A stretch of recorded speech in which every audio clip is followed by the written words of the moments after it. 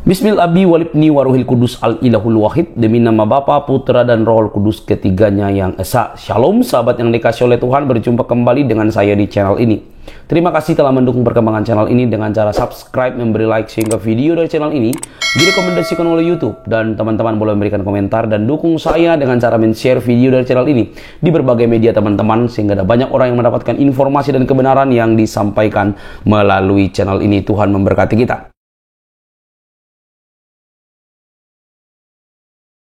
Ini dia teman-teman, videonya jangan skip supaya teman-teman memperoleh informasi yang lengkap. Ini dia teman-teman.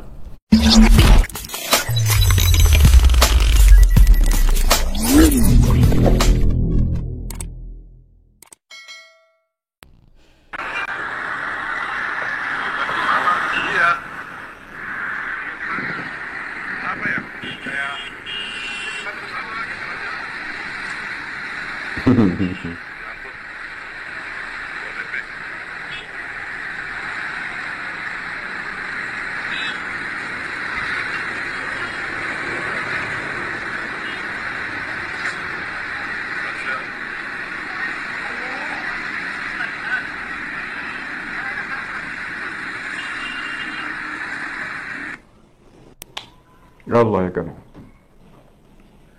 Assalamualaikum warahmatullahi wabarakatuh. Saudara-saudaraku, bangsa tanah air yang saya cintai, saya banggakan.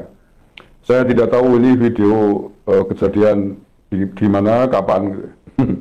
Saya temukan di Twitter. Tapi nampaknya sih belum lama, kelihatannya belum lama kalau menurut saya, karena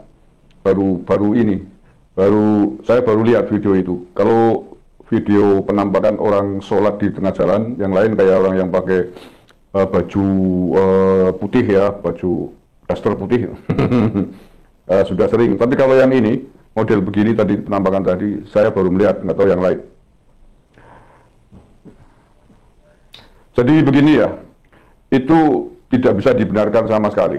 Nabi melarang kita sholat di tengah jalan. Jadi sholat di tengah jalan termasuk sholat yang tidak boleh. Tempat yang tidak boleh untuk sholat di antaranya adalah di tengah jalan. Selain di tengah jalan, di kuburan, di tempat sampah, di kamar mandi, bukan tempat-tempat najis. Kalau tengah jalan, selain tempatnya tidak suci, mengganggu orang lain, orang lewat. Coba kau bayangkan tuh, lihat tuh. Oh, jalan raya sepadat itu, buat sholat ini maksudnya apa? Itu orang kalau bukan sedang mabok agama ya begitu-gitu. Orang lagi mabok agama itu pasti yang model begitu. Atau kalau misalkan dia tidak mabok agama, ya orang tidak waras gitu ya. Lah, apalagi di Indonesia loh, susahnya apa susahnya orang di Indonesia mencari musola, mencari masjid. Tiap RT ada musola, ada masjidnya di Indonesia. Oh ya, kober-kober sholat di tengah jalan.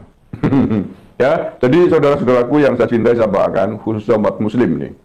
Kalau lain kali kalian melihat penampakan semacam ini, ada orang nekat sholat di tengah jalan, jangan ragu-ragu, angkat saja, angkat. Apapun yang terjadi, angkat, ambil, taruh di pinggir jalan, nggak usah ragu-ragu. Itu yang benar.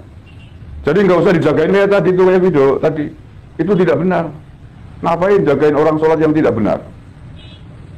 Nggak usah diamanin, ambil aja, nggak usah ragu-ragu. Ribut-ribut, ya nggak benar itu. Ya Karim.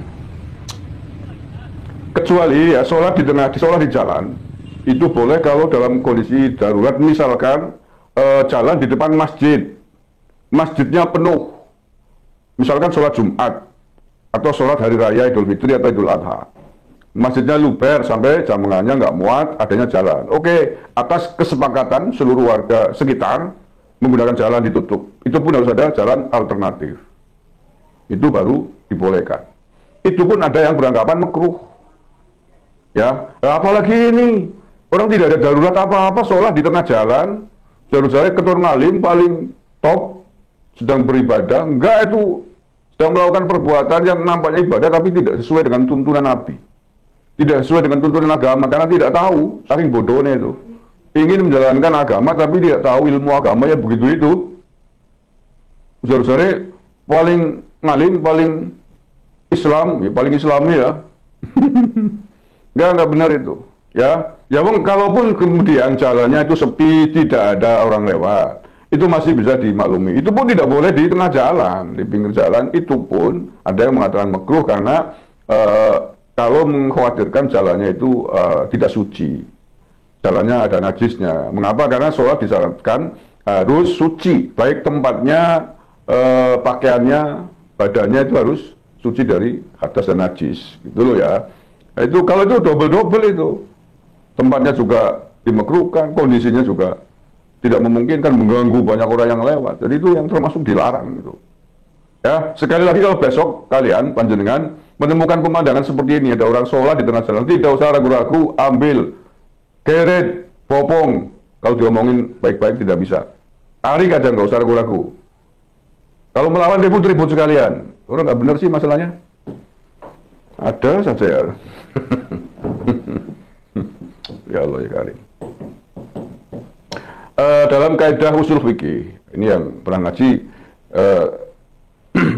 khususnya santri-santri pesantren, mungkin pernah mendengar ada istilah darul mafasid muqaddamun ala jalbil masalih. Mencegah kerusakan itu harus diutamakan, harus didahulukan daripada melakukan kebaikan. Ya, kalau ini bukan kebaikan lagi, memang tidak boleh asalnya, tidak boleh sholat di tengah jalan. Jadi lebih afdol untuk tidak dilakukan, lebih kuat sekali untuk tidak dilakukan. Itu jelas menimbulkan bahaya, berpotensi menimbulkan kerusakan dia sendiri mungkin bisa ketabrak mobil, juga kerusakan pengendara yang ada di jalan raya tersebut bisa tabrakan. Yang dimaksud dengan bahwa mencegah kerusakan harus didahulukan dari perbuatan baik. Begini contohnya, agama memerintahkan kita, umat Islam khususnya ya, tidak boleh melihat aurat perempuan, apalagi menyentuhnya. Hukumnya haram perempuan yang bukan muhrimnya. Itu hukum aslinya begitu.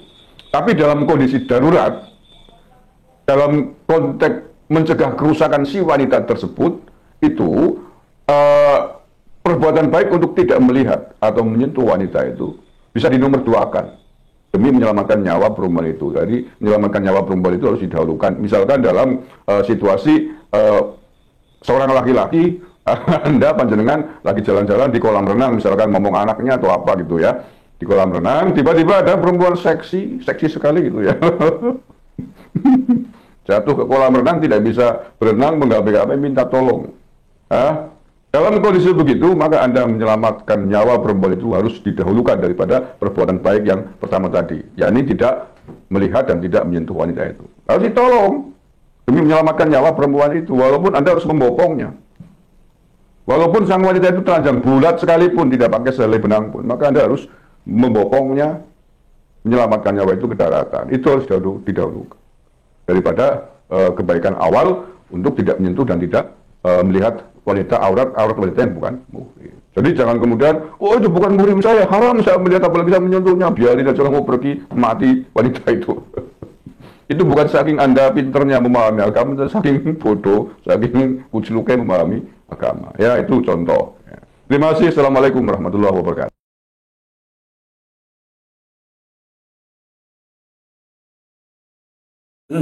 Oke teman-teman, sampai di sini video saya. Ini saya upload supaya teman-teman juga boleh melihat hal yang penting untuk kemanusiaan justru dirusak oleh oknum-oknum tertentu. Tetapi hal yang tidak penting justru dilakukan, yang tidak pada tempatnya, yang bukan saatnya, ya kan? Itu mereka buat. Memang aneh-aneh ya.